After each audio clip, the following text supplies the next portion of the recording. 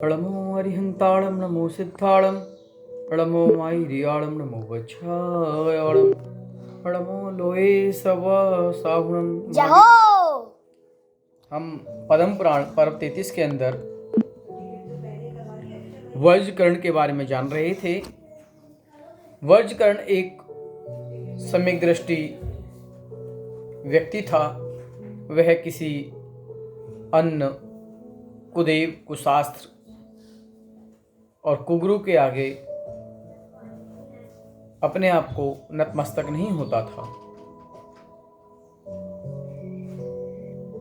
हमने देखा वज्रकर्ण का मिलाप भरत के भाई लक्ष्मण और राम से होता है और सीता से होता है। तीनों मिलते हैं और परिवार सहित चैत्यालय में आते हैं।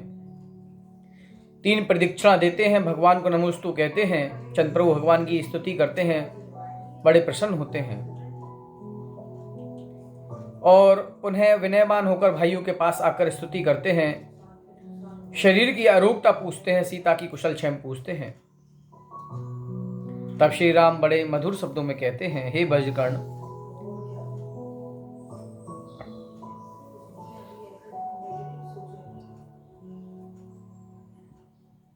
आपकी कुशल से हमारी कुशल है। इस प्रकार वज्रकर्ण और श्री राम की बात हो रही है। उसी समय सुंदर भेष का धारी विद्युदंग आता है और श्री राम लक्ष्मण को प्रणाम करता है, स्तुति करता है। वज्र कर्ण का परम मित्र है। पुनः श्री रामचंद्र जी प्रसन्न होकर वज्रकर्ण से कहते हैं, आपकी श्रद्धा महाप्रशंसा योग है। कुबुद्धियों के उत्पाद से आपकी बुद्धि रंच मात्र भी नहीं डिगी।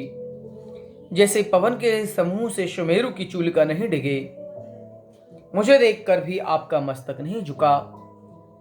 सो महाधन है आपके सम्यक्त की दृढ़ता। जो शुद्ध तत्व के अनुभवी पुरुष हैं, उनकी यह रीति है। जो जगत में पूज्य जिनेंद्र भगवान हैं, उनको नमस्कार करते हैं। दूसरों के मस्तक क्यों झुकाएं? आप बुद्धिमान हैं, धन हैं। श्री रामचंद्र जी वज्रकर्ण की बड़ी प्रशंसा कर रहे हैं। बोले, ऐसे भव्य जीव हैं जो कि मिथ्यात्व से रहित हैं, सम्यक को ग्रहण किए हुए हैं। आप बुद्धिमान हैं, आप शीघ्र ही मोक्ष के गामी जीव हैं। आपकी कीर्ति, आपका यश, आपकी बल कीर्ति चंद्रमा के समान उज्जवल है। जैसे चंद्रमा की छटाएं पूरी पृथ्वी पर फैलती हैं, ऐसे ही आपकी बल कीर्ति इस पृथ्वी पर फैले। इस तरह से वज्रकर्ण की प्रशंसा श्री रामचंद्र जी ने अपने मुख से की। तब वह लज्जा से नीचा मुख कर श्री रघुनाथ से कहा, हे नाथ, मेरे पर आपत्ति तो बहुत थी, संकट बहुत भारी था, परंतु आप समान सज्जन जगत के हित मेरे सहाय हुए। मेरे भाग्य से आप पुरुषोत्तम पधारे। इस प्रकार वज्रकर्ण ने कहा। तब लक्ष्मण बोले, आपके जो इच्छा होगी वह करेंगे। वज्रकर्ण ने कहा, आप समान उपकारी पुरुष को प्राप्त कर इस जगत में मुझे कोई वस्तु दुर्लभ नहीं है। मेरी यही विनती है, मैं जिन धर्मी हूं, मेरे अन्य जीवों को पीड़ा देने की अभिलाषा नहीं। यह सिंहोदर तो मेरा स्वामी है, इसलिए इनको छोड़ो। वज्रकर्ण ने जब ऐसा कहा, तब सबके मुख से धन्य धन की ध्वनि हुई। ऐसे जो उत्तम पुरुष है, वे देश होने पर भी दूसरों का अच्छा ही सोचते हैं।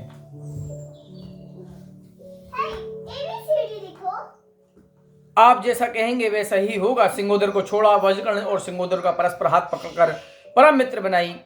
वज्रकर्ण को सिंहोदर का आधा राज दिया और जो माल लूट लिया था वह अपने वापस दिलाया एवं देश, धन, सेना सबका आधा हिस्सा दिला दिया। वज्रकर्ण के प्रसाद से विद्युदंग सेनापति बना और वज्रकर्ण ने राम लक्ष्मण की बहुत स्तुति की। अपनी 8 राजकुमारियों की लक्ष्मण से सगाई की। कैसी है राजकुमारियां? महाविनयवान, रूपवान, सुंदर, वस्त्र आभूषणों से युक्त, गुणवान और राजा सिंहोदर को लेकर अन्य कई राजाओं की 300 कन्याओं का विवाह लक्ष्मण से करना निश्चय किया। सिंहोदर और वज्रकर्ण ने लक्ष्मण से कहा, इन कन्याओं को आप स्वीकार करें। जब लक्ष्मण बोले, विवाह तो तब करूंगा जब मैं अपनी भुजाओं से राजस्थान जमाऊंगा।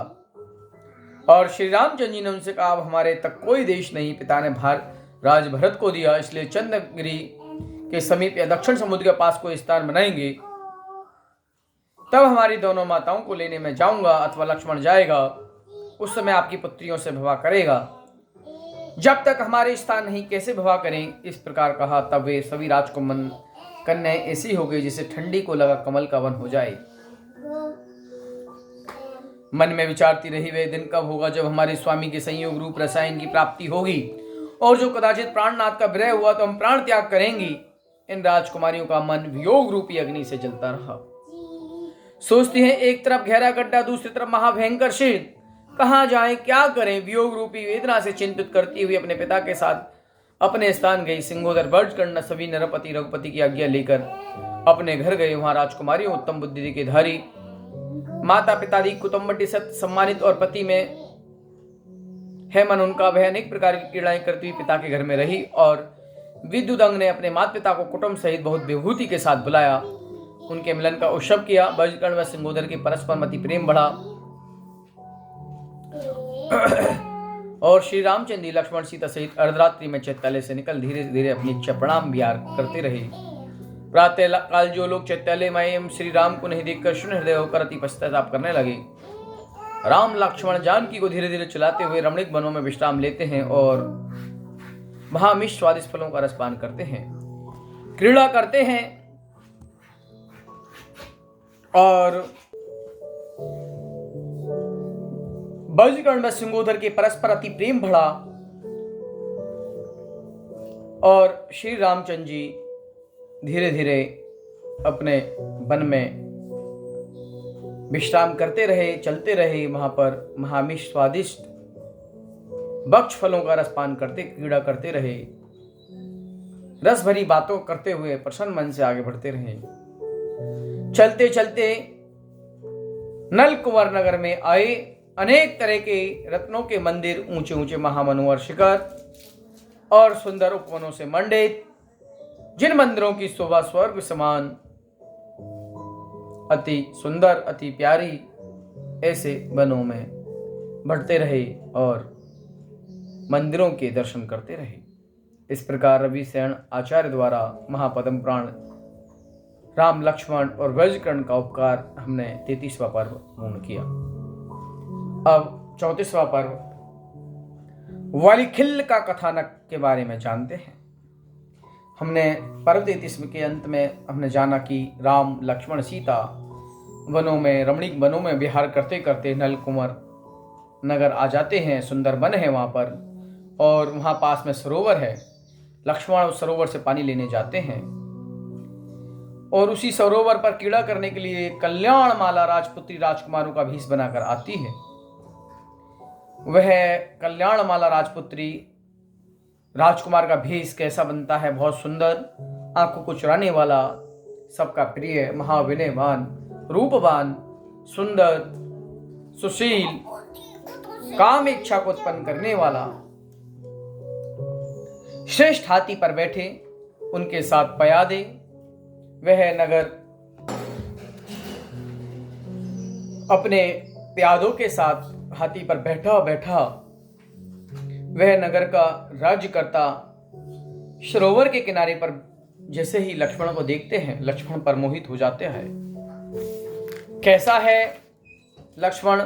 नील कमल के समान श्याम सुंदर लक्षणों का धारक।